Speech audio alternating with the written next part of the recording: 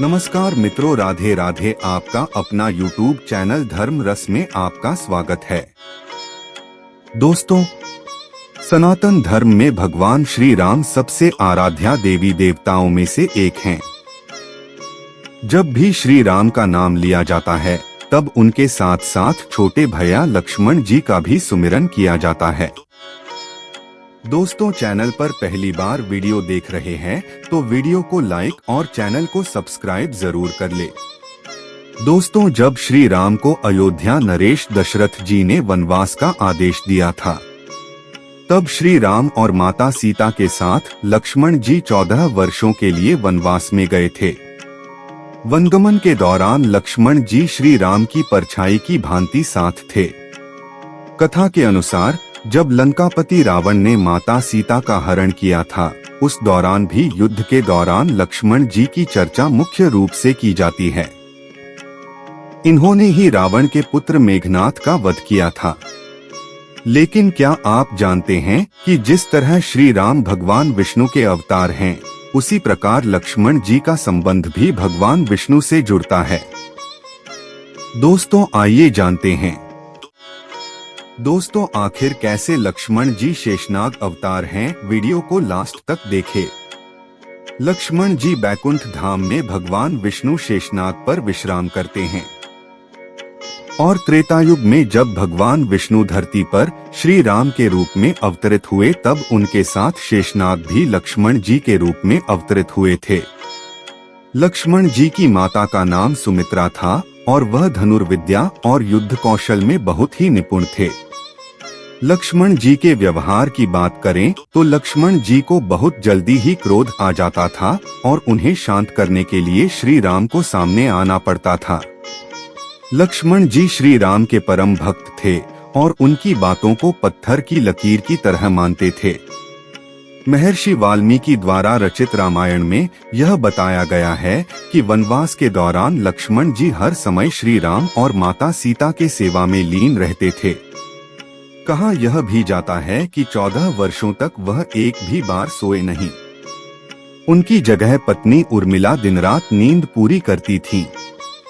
इसके पीछे एक कारण यह भी है कि मेघनाथ को यह वरदान प्राप्त था कि उसका वध वही वीर कर पाएगा जो 14 वर्षों तक कभी सोया ना हो। इसलिए युद्ध के दौरान लक्ष्मण जी के बाणों से ही मेघनाथ का वध हुआ था।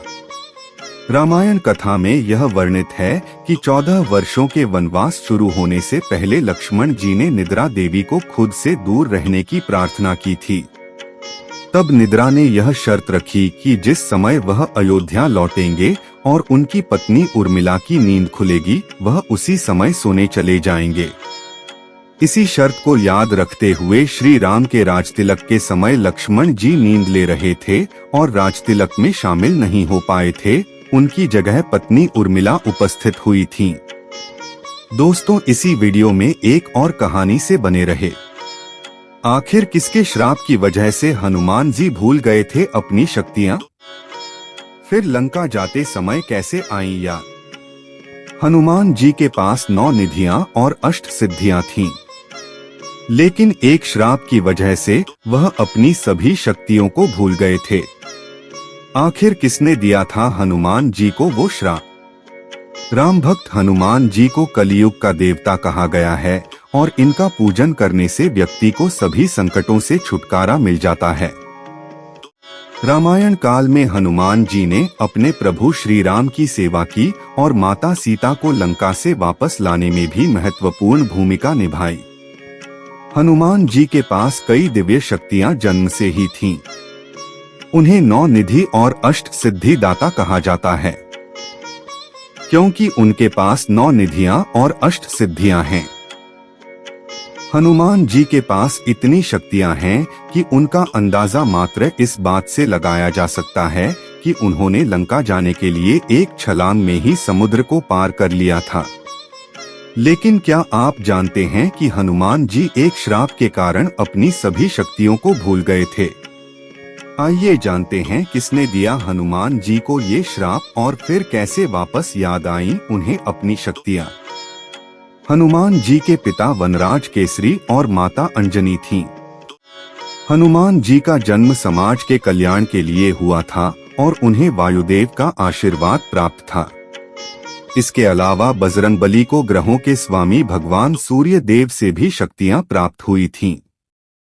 हनुमान जी बचपन से ही नटखट और शरारती थी। एक सामान्य बालक की तुलना में वह अधिक बलशाली और शक्तिशाली थे।